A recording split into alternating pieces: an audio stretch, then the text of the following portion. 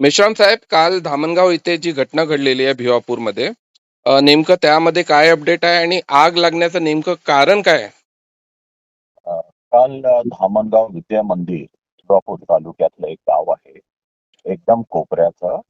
तिथं एका शेतकऱ्याने आपल्या शेतामध्ये वणवा लावला आणि अचानक जेव्हा वाराधुंद सुरू झालं, त्यामुळे ती आग गावाच्या प्रत्येक म्हणजे गावाच्या आतमध्ये आली आणि एक 17 घरं जे आहेत ते पूर्णपणे नष्ट झाले बर. आणि बाकी 13-14 घरांना अंशतः नुकसान झालेलं आहे. बर. त्याच्यामध्ये कोणतीही मनुष्य जीवाची हानी झालेली नाही आहे. काही शेळी आणि काही बकऱ्या त्याच्यामध्ये भरपूर निघाल्या, बर. अशी बातमी आहे.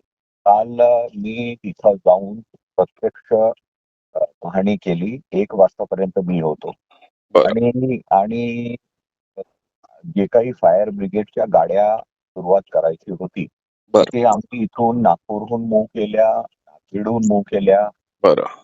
उमरेड प्रत्येक ठिकाणून मूव्ह करून शेवटी 11, 11:30, 12च्या दरम्यान ती आग आम्ही आटोक्यात आणली. किती असे अग्निबंब लागले त्याला नेमकं जर बघितलं गेलं, आणि किती तासात ते आग आटोक्यात आणण्यात आली?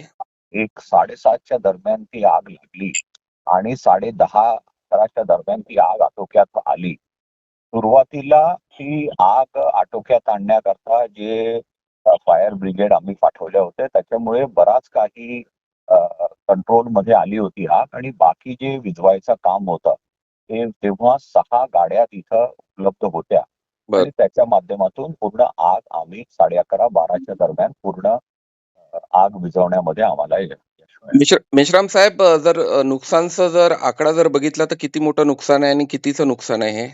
ते नुकसान तर खूप मोठं आहे. म्हणजे लोकांचे घरं उद्ध्वस्त झालेले आहे. बर. शासनाकडून डिझास्टर रिलीफ मध्ये 1,20,000ची तरतूद आहे बरोबर. आणि त्यासोबतच माझ्या फंडातून जे काही आपण देऊ शकू बर. ते आपण देऊन एक अंदाजा नाही तरी एक 4-5 कोटीचा पूर्ण लॉस लोकांचं झालं असं बर. कन्फर्म याच्यामध्ये आपल्याला. शासनातर्फे काही मदत करण्यात येईल या लोकांना, जर ज्या लोकांचं हो, नुकसान झालेलं? हो. 1,10,000 डिझास्टर रिलीफ फंड मधून मिळतं. बर. त्याचे आता पंचनामे आम्ही आज सकाळी एसडीओ साहेबांची ते पंचनाम्याची पंचनाम्याच्या कार्याला सुरुवात झालेली आहे. बरं. आणि जर बघितलं तर उन्हाळ्याचे दिवस आहे मेश्राम साहेब. 17-18 लोकांचे घर उद्ध्वस्त झाले. त्यांच्या राहण्याची सोय आणि बाकीच्या गोष्टीची सोय आपल्यातर्फे करण्यात आली आहे का तिथे हो, शासनातर्फे? हो. काल काल आम्ही प्राथमिक स्वरूपामध्ये त्या सगळ्यांना आम्ही तिथं जी शाळा आहे तिथं हलवण्यात आलं आहे. बर. काही लोक आजूबाजूच्या आपल्या जे नातेवाईक आहेत बर. त्यांच्याकडे गेलेले आहेत. पण बर. यांचे घरं बर. ताबडतोब ते आपण उभारून द्यावे बर. अशी भूमिका मी घेतलेली आहे. बर. आणि एका आठवड्यामध्ये आपण ते सगळे जे घरं झालेले आहेत उद्ध्वस्त ते तयार करून त्यांना देण्याची माझा मानस आहे. एक शेवटचा प्रश्न, त्या लोकांना नेमकं काय आव्हान कराल, जे लोक तुम्हाला ऐकत आहेत, ज्या लोकांचे घर उद्ध्वस्त झाले? अ, हतबल होऊ नये. प्रशासन आम्ही आमदार तुमच्या पाठीशी आहे. काहीही लागलं तर मी नेहमी उपलब्ध आहे.